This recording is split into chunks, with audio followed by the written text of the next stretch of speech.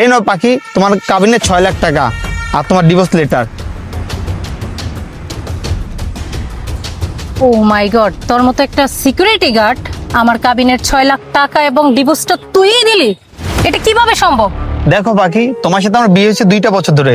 তুমি 6 মাস সংসার না করতে করতে তুমি আমার থেকে খালি ডিভোর্স নেওয়ার জন্য আমার মাথাটা নষ্ট করে ফেলছো। আমি আর কি করবো বলো? তাই আমার বাড়িতে কিছু জায়গা সম্পত্তি ছিল আমার দাদুর নামে, ওগুলা বিক্রি করে আমি তোমার এই 6 লাখ টাকা ম্যানেজ করছি। আর যাই হোক পাখি, এখন তো তুমি মুক্ত হয়ে গেছো গা, তোমার বিবাহিত লাইফ আজকের থেকে শেষ। তুমি তোমার মতো এখন বাঁচতে পারবে, তোমাকে আর কেউ ডিস্টার্ব করবে না, ঠিক আছে? যাই হোক, তুই ডিভোর্সটা দিয়া খুবই ভালো করছিস। তোর মতো একটা ছোট লোক সিকিউরিটি গার্ডের সাথে আমার মানায় না। আর তোকে বিয়ে করতে আমি ঠকে গেছি। তুই আমার শখ আহ্লাদ কোনো কিছুই পূরণ করতে পারস না। তুই কি জানিস, আমার ফ্রেন্ড সার্কেলের সামনে তোকে আমার হাজবেন্ড বলে পরিচয় দিতে আমার লজ্জা করতো। তুই কি জানিস আমার ফ্রেন্ড সার্কেল আমাকে কি বলতো? তোর মতো এরকম একটা স্মার্ট সুন্দরী একটা মেয়ে কিভাবে একটা সিকিউরিটি কি বিয়ে করলো? আমার তো ভাবতে অবাক লাগে। সবসময় আমার বান্ধবীরা আমাকে সবসময় এইসবই বলে যেত, আর আমার তো তোর সাথে যায় না। আমি শুনতে শুনতে পুরো পাগল হয়ে গেছি। যাক পাখি, এখন এসব কথা বলে লাভ নাই। তোমার আমার আজকে ডিভোর্স হয়ে গেছে, তুমি তোমার মতো বাঁচো। কিন্তু একটা কথা মনে রাখবা, এই সমাজের মানুষ না ডিভোর্সি নারীদেরকে কখনো আপন করে নেয় না।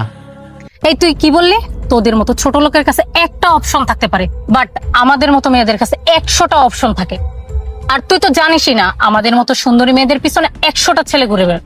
হ্যাঁ পাখি, আমি জানি, কিন্তু কতদিন জানো?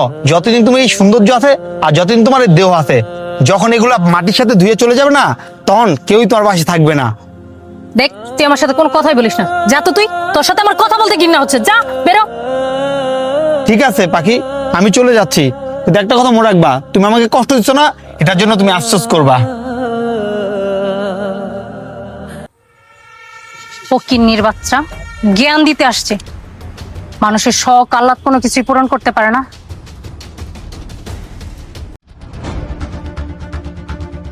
পাখি, আর যে নাচতে বললা যে, আর আমার ব্যাগ নিয়ে আসতে বললা। আরে তোমার আসতে এত লেট হয়েছে কেন? আর একটা সুখবর আছে, তুমি কি জানো? কি সুখবর? আরে নয়ন তো আমাকে ফাইনালি ডিভোর্স দিয়ে দিছে, আর সাথে এই যে 6 লাখ টাকাও দিয়ে দিছে। আরে কি বলো? দেখি দেখি। আরে এতগুলা টাকা, 6 লাখ টাকা। আরে তুমি টাকা দেখে এরকম করতেছো কেন? আরে না না, আসলে আমার বিশ্বাস হচ্ছিল না তো, তাই আর কি দেখছিলাম। আচ্ছা সৈকত, শোনো, এখানে দাঁড়াই না থেকে চলো আমরা কাজে অফিসে যাই, যাই বিয়ে করে। চলো চলো। আরে কি বলো, কাজ অফিসে গেলে তো লোকজনের প্রয়োজন পড়বে। তুমি এখানে একটু বসো, আমি লোকজন ম্যানেজ করি আর তোমার জন্য কিছু খাবার নিয়ে আসি। না না না, এখন এসব বললে হবে না। আমিও তোমার সাথে যাব, আর আমার এমনি তো পেট ভরা আছে, আমি এখানে একা একা বসবো না, আমি তোমার সাথে যাব। চলো চলো। আরে পাখি, তুমি এত পাগলামি করতেছো কেন? এই নাও টাকাগুলো তোমার কাছে রাখো। না না, টাকাগুলো তোমার কাছে রাখলে হারিয়ে যাইতে পারে, আমার ব্যাগে আমি রাখি, এটাই ভালো হবে। বাহ, দারুণ তো।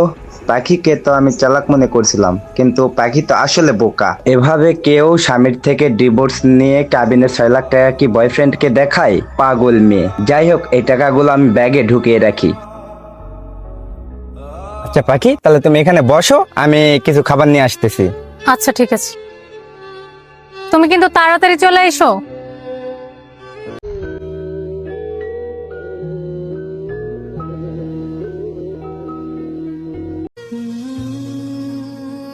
যাই হোক, ওর মতো বিবাহিত মেয়েকে বোকা বানিয়ে আমি 6 লাখ টাকা পেয়েছি।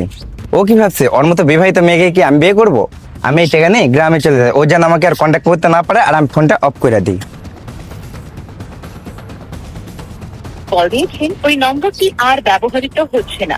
বসন্তের সপ্তাহ। ও কি আমাকে ঠকালো? নাম্বারে কল দিচ্ছি, বলতেছে আর ব্যবহৃত হচ্ছে না। কিছুক্ষণ আগেই তো, 3 ঘন্টা আগে আমার সাথে কথা বললো।